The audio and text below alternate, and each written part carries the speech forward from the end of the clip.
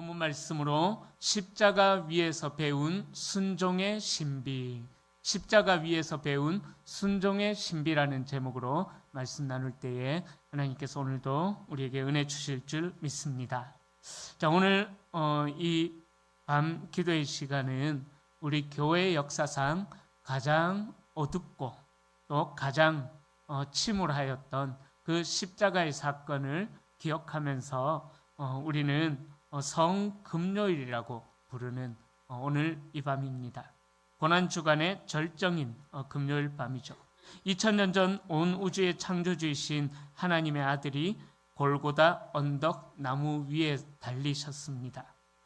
태양은 빛을 잃었고 또 땅은 진동했으며 성소의 휘장은 위에서 아래로 찢어졌습니다. 그러나 그 십자가의 사건으로 말미암아 우리가 나아갈 수 없는 곳 지성소로 우리는 더 나아갈 수가 있게 되었습니다. 우리는 흔히 십자가를 바라볼 때 승리하신 주님의 영광과 대속의 결과에만 집중을 합니다. 그러나 오늘 우리가 읽었던 이 히브리서 말씀은 우리에게 십자가의 그 참혹한 풍경 뒤에서 소리 없이 흐르던 주님의 뜨거운 눈물과 우리 주님의 진심을 오늘 본문을 통해서 우리는 알 수가 있습니다.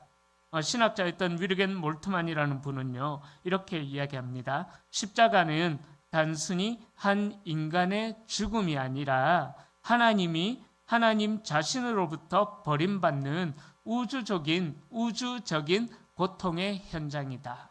하나님이 하나님 자신으로부터 버림받은 우주적인 고통의 현장이다라고 몰트만 신학자는 그렇게 이야기합니다. 그러니까 오늘 본문은 그 우주적 고통이 인간의 몸을 입으신 예수님의 육체와 영혼을 어떻게 뒤흔들었는지를 이야기하는 본문입니다. 조명이 덜 켜진 것 같아요, 중간에. 네, 어둡네요, 중간에. 네, 감사합니다. 네. 그래서 오늘 본문에 보면 그렇게 말씀하죠. 그는 육체에 계실 때에 자기를 죽음에서 구원하실 이에게 심한 통곡과 눈물로 간구와 소원을 올렸다라고 그렇게 말씀합니다. 하나님의 아들, 전능하신 하나님 자체이신 우리 주님께서 왜 십자가의 고통을 지셔야 했고 또 왜 십자가를 지시면서 눈물과 간구로 하나님께 소원을 올리셨을까? 전능하신 분이 왜 비명을 지르시듯이 통곡하셨을까? 오늘 본문은 그 주님의 통곡에 대하여서 우리에게 말씀해 주고 있습니다. 그러기에 오늘 이 밤 우리를 위해서 찢기시고 또 우리를 위해서 대신에 울부짖으셨던 그 고난받으신 대제사장 되신 주님의 고통의 그 울부짖음 앞으로 한 걸음 더 오늘 나아가려고 합니다. 우리가 주님의 통곡 소리에 귀를 기울여야 하는 이유는요, 바로 그 처절한 주님의 비명소리, 십자가에서 엘리 엘리 라마 사박다니, 하나님 하나님 어찌하여 나를 버리셨나이까 라고 외쳤던 그 예수 그리스도의 처절한 울음소리가 바로 우리를 살리는 영원한 노래가 되었기 때문인 것입니다. 우리 주님께서 고난받으셨기에 우리가 평안을 얻었고 우리 주님께서 눈물을 흘리셨기에 우리가 다시 웃을 수 있게 된 것입니다. 오늘 이 밤에 우리를 살리신 주님의 그 큰 고난이 우리의 영혼에 또 우리 모든 성도님들의 모든 것에 큰 위로가 되어지기를 소망합니다. 자, 첫 번째로 오늘 본문에서는 우리 인간들과 똑같이 겪으신 고난의 실제에 대하여서 말씀합니다. 말씀드렸던 대로 이 금요일 밤은 성금요일이다. 우리 교회사에서 이렇게 이름을 붙입니다. 이날은 하나님마저도 그 눈길을 거두어 버리시고 하나님마저도 입을 닫으시고 태양조차도 빛을 잃어버린 절망의 시간이다라고 말씀합니다. 그런데 그 깊은 어둠의 정적을 뚫고 터져나왔던 외침이 있었습니다. 그것은 종려주일 왕으로 입성하셨던 그 왕의 승전의 외침이 아니었습니다. 세상을 구원할 왕의 위엄 있는 선포가 아니었습니다. 바로 그 십자가에서 한 인간의 처절한 비명이자 또 영혼의 밑바닥에서 올라오는 그러한 울음소리였습니다. 우리는 흔히 십자가를 승리의 상징이다라고 이야기합니다. 맞습니다. 십자가는 모든 죄와 어둠과 죽음의 사망의 권세를 이기신 예수 그리스도의 승리인 것은 분명한 사실입니다. 하지만 오늘 히브리서 기자는 우리를 그 승리 뒤에 있는 처절한 주님의 울부짖음의 그 소리 앞으로 우리를 인도합니다. 바로 그 정적을 깨뜨린 비명의 실체는 오늘 본문 7절에서 이렇게 말씀하고 있습니다. 그는 육체에 계실 때에 심한 통곡과 눈물로 간구와 소원을 올렸다라고 7절에서 그렇게 말씀합니다. 여기서 육체에 계실 때에라는 이 표현은요, 바로 우리 주님께서 십자가 위에서 결코 신의 힘으로, 우리 주님은 인성도 있으셨고 신성도 있으셨지 않습니까? 그런데 그 십자가 위에서 신성으로 그 십자가의 고통을 이기셨다라는 말씀이 아닙니다. 육체에 계실 때라는 이 표현은요, 우리 주님이 우리 인간들과 똑같이 아픔을 느끼고 똑같이 고통을 느끼고 똑같이 두려워하면서 똑같이 죽음 앞에서 전율을 하는 연약한 인간의 몸을 입고 죽음의 공포 앞에서 그렇게 울부짖었다라는 것을 강조하는 표현인 것입니다. 자, 초대교회 당시 영지주의자들은 예수님이 신이시기에 십자가에서 고통을 느끼지 않을 것이다라고 그렇게 주장했습니다. 하지만 성경은 그 영지주의자들의 주장을 단호하게 거부합니다. 예수님은 십자가 위에서 신의 성품, 신성 뒤로 숨지 않으셨다라는 것입니다. 우리 주님은 채찍을 맞으면서 그 채찍이 살점을 뜯어낼 그때에 비명을 참지 않으셨고, 못시뼈를 으스러뜨릴 때 그 통증을 온몸 그대로, 인성 그대로 받아내셨다라는 사실입니다. 무엇보다도 본문이 말하는 심한 통곡은 겟세마네 동산에서 땀방울이 핏방울이 되기까지 하나님 앞에 간구하였던 그 기도입니다. 주님, 하나님, 나의 아버지 하나님, 가능하다면은 이 십자가의 고통을 내게서 받지 않게 해 주시옵소서. 그 마지막 날 밤에 하나님 앞에 부르짖었던 그 기도였던 것입니다. 본문이 말하는 심한 통곡은 단순히 육체적인 통증 때문만이 아닙니다.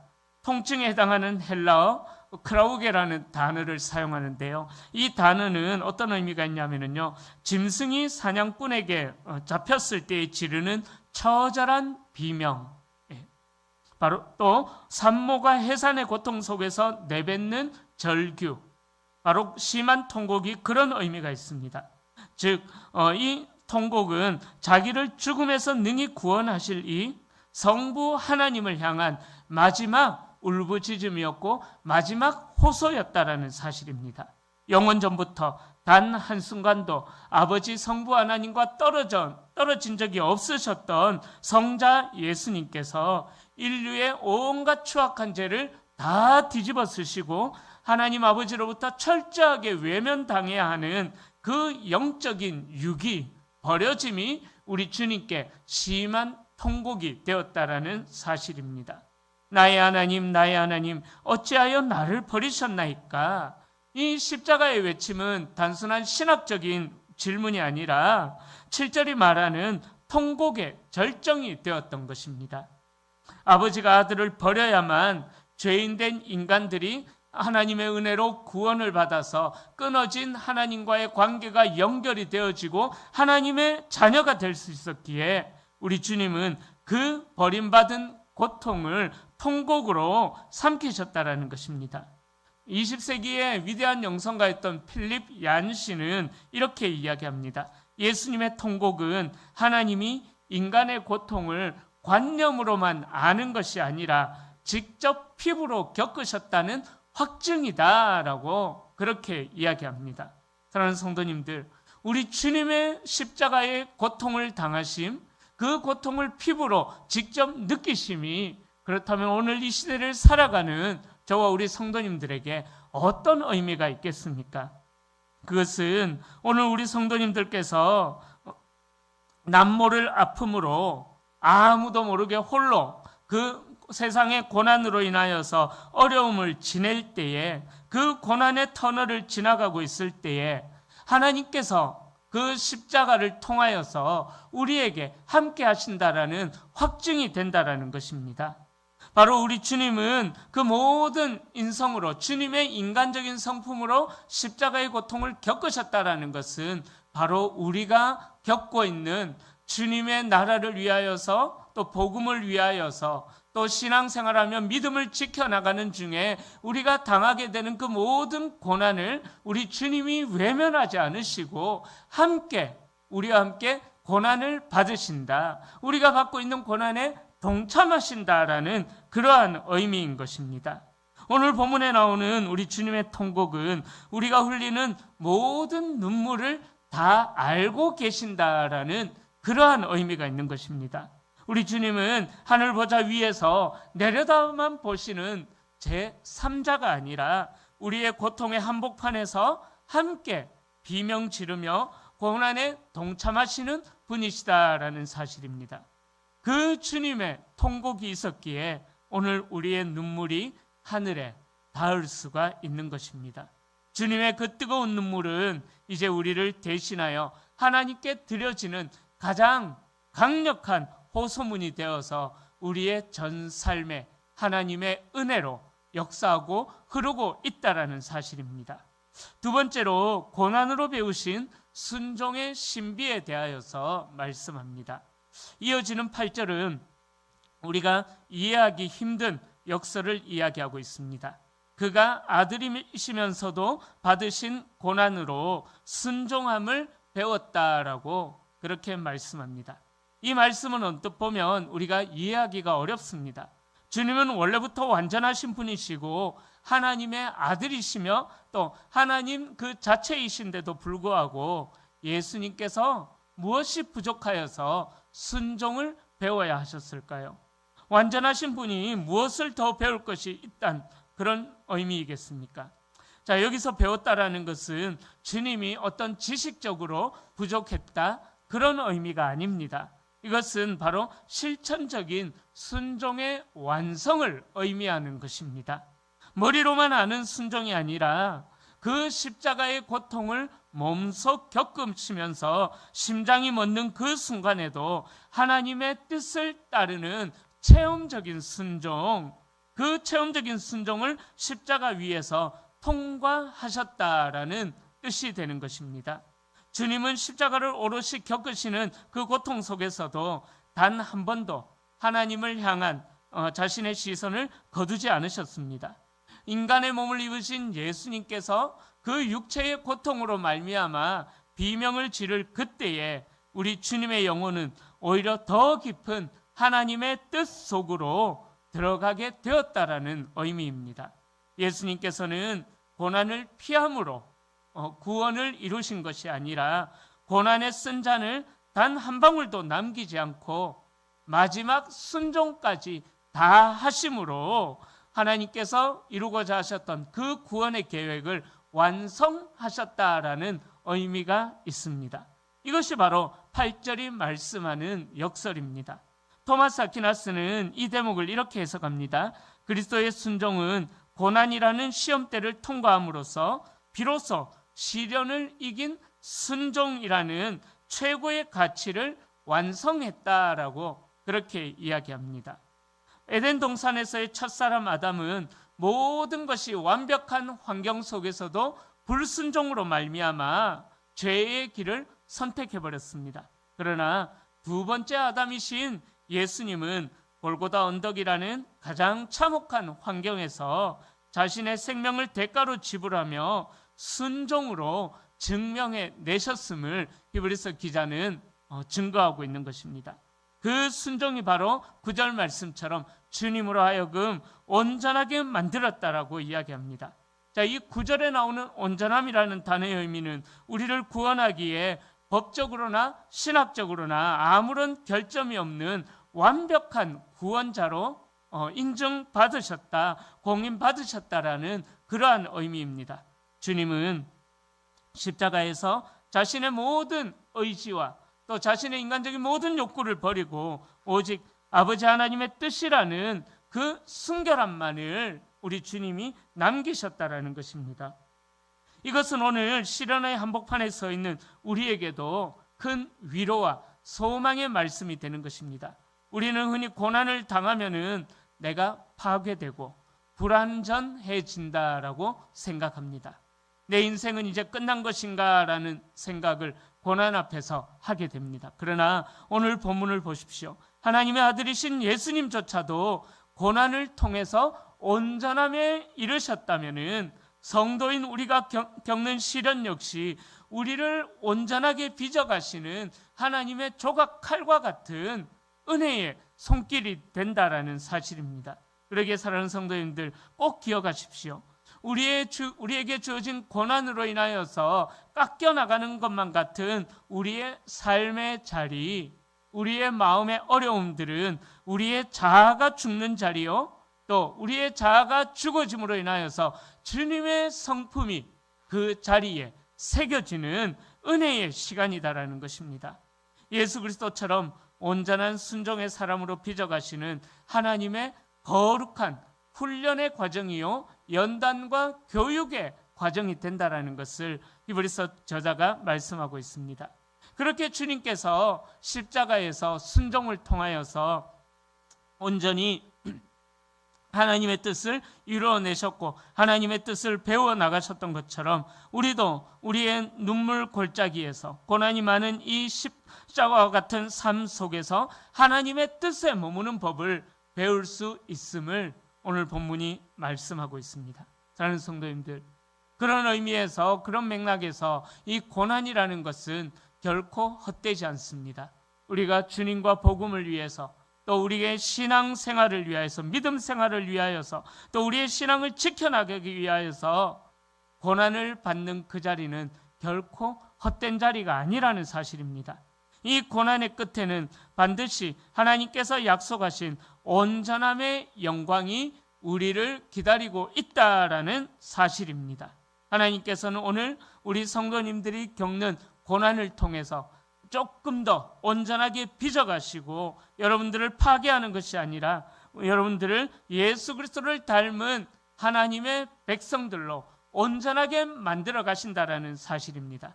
그러기에 이 고난 주간, 이 마지막 금요일 밤을 지내면서 우리에게 주어진 고난에 대한 해석이 달라질 수 있는 우리 성도님들이 될 수 있기를 축복합니다. 기억하십시오. 고난은 우리를 파괴하는 것이 아니라 더욱더 하나님께서 기뻐하시는 하나님의 사람으로 만들어가는 훈련이요, 연단의 과정이다라는 이 믿음을 가지고 우리에게 주어진 그 모든 신앙의 고난들을 이겨낼 수 있는, 또 고난의 자리에서 승리해 나가는 우리 모든 성도님들이 다 되시기를 주님의 이름으로 축원합니다. 자, 마지막 세 번째로 영원한 대제사장의 비극에 대하여서 영원한 대제사장의 비극을 통한 등극에 대하여서 말씀합니다. 자, 주님의 그 완전한 순종이 마침표를 찍는 순간 하늘의 역사는 새로운 또 무대를 열어갑니다. 9절과 10절은 그 고난의 끝에서 탄생한 영광스러운 직분을 우리에게 소개하고 있습니다. 9절과 10절 말씀 우리 다시 한번 더 읽어보겠습니다. 온전하게 되셨은즉 자기에게 순종하는 모든 자에게 영원한 구원의 근원이 되시고 하나님께 멜기세덱의 반차를 따른 대제사장이라 칭하심을 받으셨느니라. 아멘. 여기서 멜기세덱의 반차라는 이 표현이 굉장히 중요한 표현입니다. 자, 멜기세덱은 언제 등장하냐 하면은 창세기 14장에 등장합니다. 창세기 14장에 등장하는 갑자기 등장하는 어떤 인물인데요. 살렘 왕이자 지극히 높으신 하나님의 제사장이다. 왕이면서 제사장이다라고 그렇게 이야기합니다. 그리고 멜기세덱의 반차, 이 반차라는 말은 차례 또 계열 그런 뜻이 있습니다. 즉 멜기세덱의 반차를 따랐다라는 이 말은 예수님이 레위 지파인 아론의 혈통을 따라서 제사장이 된 것이 아니라 멜기세덱처럼 전혀 다른 신비롭고 영원한 계보를 따라 있는 제사장이 되었다. 그런 의미가 있는 것입니다. 자, 히브리서 저자가 갑자기 굳이 이 생소한 멜기세덱이라는 인물을 인용하는 이유가 무엇일까요? 바로 우리 예수님께서는 육신의 혈통으로 제사장으로, 대제사장으로 세움을 받은 것이 아닌 분이다라는 것을 이야기하기 위함입니다. 구약의 아론 계열의 대제사장들은 인간의 혈통으로 제사장들이 되었습니다. 그러기에 인간의 혈통을 입었기에 자신들도 죄인이기 때문에 짐승의 피를 가지고 끊임없이 자신들의 속죄 제사를 드려야만 했습니다. 그들은 죽음이라는 한계에 갇힌 자들이었습니다. 그러나 우리 주님은 죄가 없으시면서도 친히 제물이 되어주셨고 친히 대제사장이 되어주셨다라는 사실입니다. 그래서 단번에 영원한 제사를 이루신 분이시다라는 것입니다. 멜기세덱은 어디서 시작이 되어졌고 어디서 끝났는지를 성경에 기록이 남아있지 않습니다. 바로 우리 주님은 멜기세덱처럼 시작도 끝도 없는 영원한 권위를 가진 대제사장이 되었다. 그 반차를 따라서 아론의 반차가 아니라 그 멜기세덱의 반차를 따라서 영원한 권위를 가진 대제사장이 되었다라고 이야기합니다. 그러니까 멜기세덱의 반차라는 이 말은요, 우리 주님이 인간적인 혈통이나 한계를 뛰어넘는 영원하고 완전한 중보자가 되어 주셨다라는 사실을 의미하고 있습니다. 그러니까 이 멜기세덱의 반차라는 이 말이 우리에게 큰 위로가 되는 것입니다. 자, 그런데 그 영원하고 완전한 중보자가 되신 예수님께서, 하나님과 동등하신 예수님께서 왜 이토록 처절한 고난을 겪으시면서 대제사장이 되셔야 했습니까? 당시 대제사장은 어떤 역할을 했냐 하면은 구약시대 때 제사장들은 하나님과 인간들 사이에 연결을 하는 중보자의 역할을 했던 것입니다. 즉 우리 주님께서 멜기세덱의 반차를 따라서 영원한 대제사장이 되셨다라는 이 말의 의미는 우리의 연약함을 동정하기 위하여서라는 사실입니다. 우리를 위해서 울어주신 그분이 지금도 영원한 제사장이 되셔서 하늘에서 우리의 이름을 부르고 우리를 위해 하나님 우편에서 기도하고 계신다라는 그러한 의미가 있는 것입니다. 히브리서 기자는 오늘 본문 앞서 4장 15절에서 우리 주님이 우리의 연약함을 동정하시는 분이다라고 히브리서 4장 15절에서 그렇게 선포했습니다. 그리고 오늘 본문 5장은 그 동정이 어떻게 가능한지를 보여주고 있는 것입니다. 주님은 하늘 보좌에서 우리를 가엾게만 여기시는 분이 아니라는 거예요. 직접 육체를 입고 이 땅에 오셔서 십자가를 겪으시면서 심한 통곡과 눈물을 쏟으심으로 우리와 함께 고통당하는 대제사장이 되어주셨다라는 사실입니다. 즉 우리가 고난 앞에 쓰러질 때에 눈물 흘릴 때에 우리 멜기세덱의 반차를 따라서 영원한 대제사장이 되신 또 우리 인간의 모든 고통을 다 겪으신 우리 주님께서는 고통 중에 눈물을 흘리고 있는 우리의 마음을 어루만져 주시면서 나도 너의 아픔을 안다. 나도 그 통곡을 해보았다라고 말씀하시면서 그 고난 가운데서 우리가 쓰러지지 않도록 우리를 붙들어 주신다. 그 의미가 있는 것입니다. 그래서 멜기세덱의 반차를 따라서 영원한 대제사장이 되신 예수님께서는 십자가에서 흘리신 피와 그 눈물을 통해서 우리를 위해 우리의 고통, 우리의 고난을 함께 동참하시면서 그 고난에 쓰러지지 않도록 우리를 붙들어 주시는 영원한 중보자가 되어주셨다. 대제사장이 되어주셨다라는 것입니다. 이 중보자가 계시기에 우리는 고난 중에서도 다시 일어설 수 있는 그러한 용기를 얻게 되었다라는 것입니다. 사랑하는 성도님들, 우리의 대제사장은 바로 멀리 계신 분이 아니라 오늘 이 밤에 우리의 기도의 자리에 가장 가까이 다가오셔서 우리의 눈물을 닦아주시고 또 우리의 아픔을 어루만져 주시고 우리의 상처를 치유해 주시는 분이신 줄로 믿습니다. 바로 그렇기에 십자가는 실패의 상징이 아니라 우리의 모든 연약함을 담당하시고 우리가 고난당하는 그 고난을 동정하시는, 함께 아파하시는 영원한 대제사장의 거룩한 취임식이 바로 십자가 사건이었다라는 사실입니다. 이제 말씀을 정리합니다. 사랑하는 성도님들, 십자가는요, 비명과 통곡 또 눈물과 피가 뒤섞인 자리였습니다. 그러나 그 십자가의 통곡과 눈물은 절대로 패배의 눈물이 아니었습니다. 그것은 우리 주님이 십자가에서 흘린 피와 우리 주님이 십자가에서 흘린 그 눈물은 죄인들을 향한 사랑의 선포였고 하나님의 뜻에 죽기까지 복종하겠다는 거룩한 의지의 눈물이요 통곡이었던 것입니다. 하나님의 뜻에 순종하는 처절한 순종의 현장이었던 것입니다. 사랑하는 성도님들, 주님께서 우리를 위하여 통곡하셨기에 우리는 더 이상 절망 속에서 눈물 흘리지 않아도 되는 것입니다. 주님이 순종을 배우셨기에 우리는 그 고난 속에서도 온전함을 꿈꿔 나갈 수가 있는 것입니다. 그리고 주님이 우리의 영원한 대제사장이 되셨기에 우리는 이제 그 어떤 시련 앞에서도 당당히 은혜의 보좌 앞으로 나아갈 수가 있게 되었습니다. 오늘 이 밤 기도의 자리에서 우리의 모든 아픔과 우리의 모든 무거운 짐을 우리 대제사장 되신 주님께 맡겨드릴 수 있는 우리가 될 수 있기를 축복합니다. 주님의 십자가는 여러분들의 눈물을 담는 거대한 그릇이 되어주십니다. 그곳에 우리의 인생을, 우리의 전 삶을 의탁하십시다. 내 영혼을 아버지 손에 부탁하나이다 라고 하셨던 그 주님의 마지막 순종이 오늘 여러분들의 삶에 진정한 평강과 부활의 소망으로 임하시기를 우리 주 예수 그리스도 이름으로 간절히 축원합니다.